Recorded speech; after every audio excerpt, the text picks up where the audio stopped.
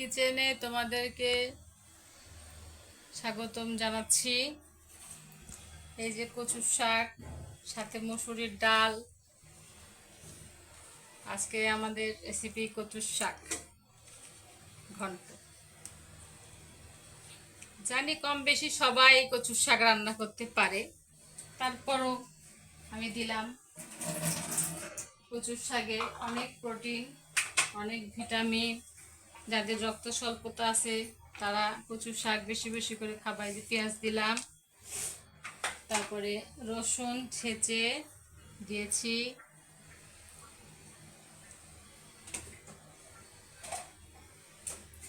এরপরে কাঁচামরিচ। ঝালটা একটু বেশি হলে ভালো লাগে, কারণ শাকে ঝাল না হলে মজা লাগে না। আচ্ছা, এবার লবণ।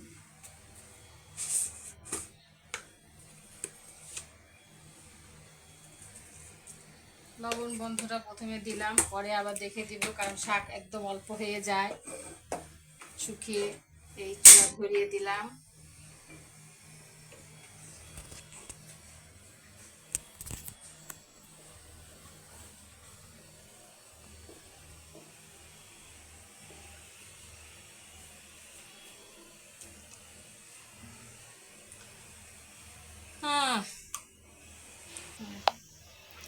এবার এটাকে একটু উল্টে পাল্টে দেই।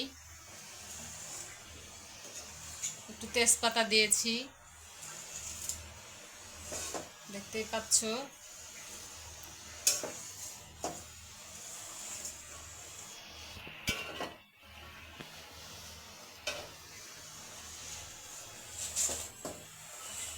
এটাই কমে আসলে নাড়তে সুবিধা হবে, নাড়াচাড়া দিতে একটু ঢেকে রাখি। এই যে একটু কমে আসছে শাকটা, এখন একটু নেড়ে চেড়ে দিই।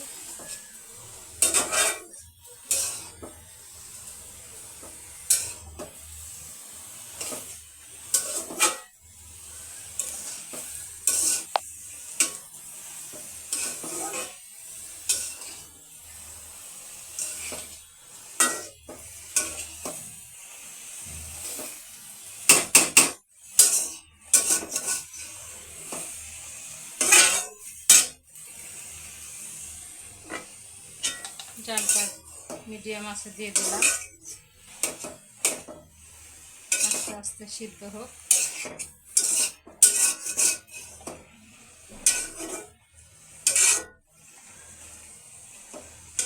আমি ডালটা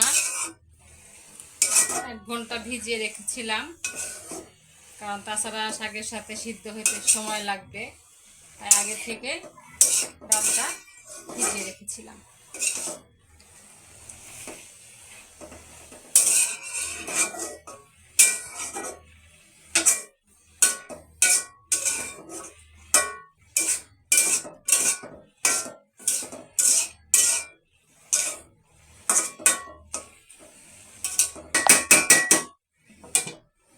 আবার ঢেকে দিলাম।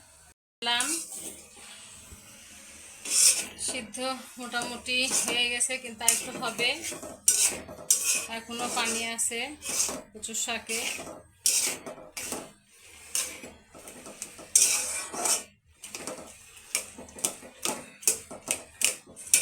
পুরোপুরি ঘন্ট হবে এটা। ডালটা দিলে একটু আঠালোটা ভালো হয়। অনেক সময় শাকটা দেখা যায় যে পানি পানি থাকে, সে পানি পানি থাকলে শাকটা খুব ভালো লাগে না। আর মসুরির ডাল দিলে একদম মসুরির ডালটা মানে যেভাবে রান্না করলে একটু আঠালো হয়, শুকায় যায় তাড়াতাড়ি, বা শাকটা দেখতে মানে রান্না করলে অনেকটা আঠা আঠা থাকে, যে কারণে একটু মসুরির ডাল দিলে ভালো হয়। দেখতেই পাচ্ছেন আমার শাকে এখনো অনেক পানি আছে, আমি আর একটু শুকাবো। শুকানোর পর এটাকে বাগার দিব। আর এই এটা কিন্তু জংলা শাক, জংলা কচু। এই শাকে রসুনটা একটু বেশি দিতে হয়, কারণ রসুন বেশি না দিলে হয়তো আপনার মুখটা ধরতে পারে। আমি এখানে কোনো টক জাতীয় কিছুই দিব না, তবে একটু রসুন বেশি দিব, যেন মুখ মানে মুখ না ধরে বা এটাকে কি বলে, কে কি বলে জানি না, আমাদের ভাষায় বলে যে কচুতে মুখ ধরে। তো সেটা আর কি, যদি মুখটা না ধরে সেজন্য আমরা একটু রসুনটা বেশি দিলে আর মুখটা ধরে না। এখন আবার একটু ঢেকে দিব, দিয়ে পানিটা শুকিয়ে গেলে আমি এখানে একটু বাগার দিব।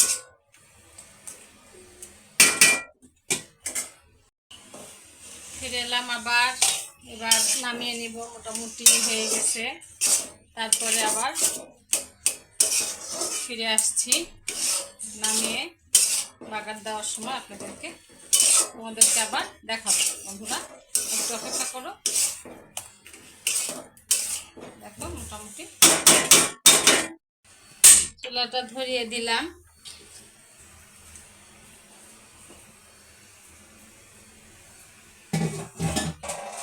বন্ধুরা কচুর শাকের মানে ভিটামিন এত বেশি, যদি কারো শরীর দুর্বল হয় বা রক্ত শূন্যতা হয়, আপনারা নিয়মিত কচু শাক খেয়ে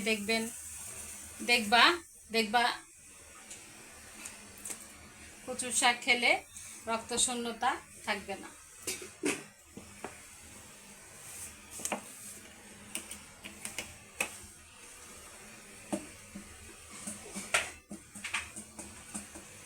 আর পেঁয়াজ দিয়ে দিলাম,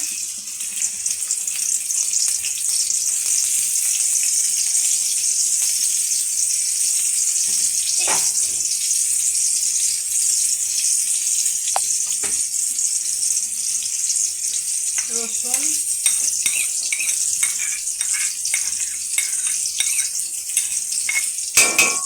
রসুনটা একটু পরিমাণে বেশি দিতে হয়। এবার ভালো করে একটু বাদামি কালার করে নেব।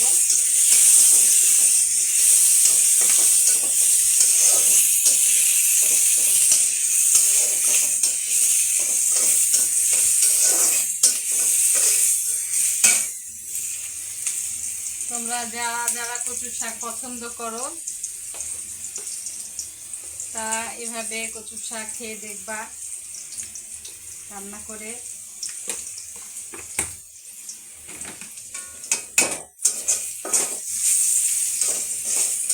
জংলা কচুটা সবাই খায় না, আমাদের নাটোরের মানুষরা বা সবাই জংলা কচুটা অনেক পছন্দ করে।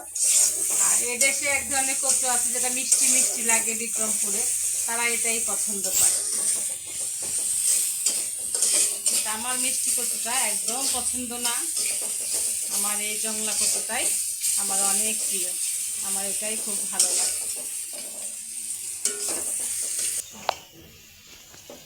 এখনো ভাজা শেষ হয় নাই, আস্তে আস্তে ভাজতে হবে, না হলে পুড়ে যাবে।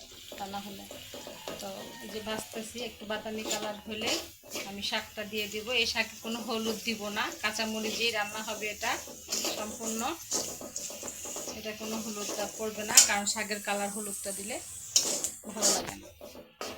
হ্যাঁ, আমি যদি ইলিশ মাছ দিয়ে রান্না করি সেই ক্ষেত্রে আমি হলুদটা দিই, হলুদ, জিরা বাটা এগুলো দিই। কিন্তু এখন আমি শুধু যেহেতু ডাল দিয়ে রান্না করছি, তো সেখানে হলুদ দিব না।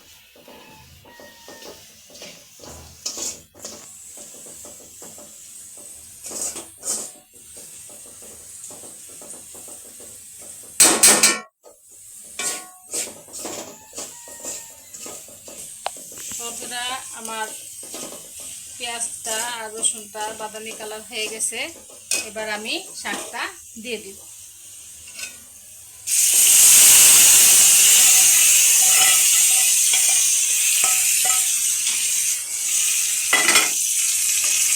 এবার আমি ভালো করে নেড়ে চেড়ে পানিটা শুকিয়ে নিব, যেন কোনো রকম লাম্পস বা পানি না থাকে।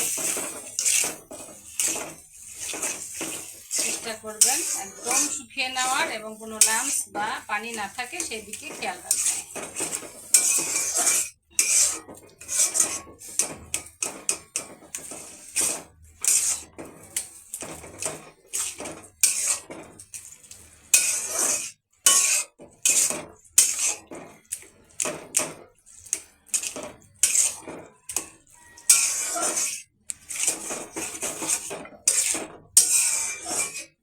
জালটা বাড়িয়ে দেই।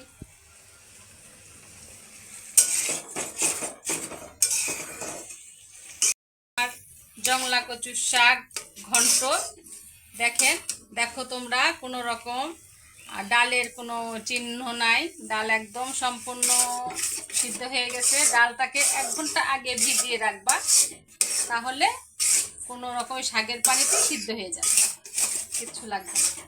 হয়ে গেছে আমার রান্না। তোমাদের যদি ভালো লাগে আমার এই কচু শাক ঘন্ট রান্না, তাহলে তোমরা এভাবে রান্না করে খেয়ে আমাকে কমেন্ট করো কেমন।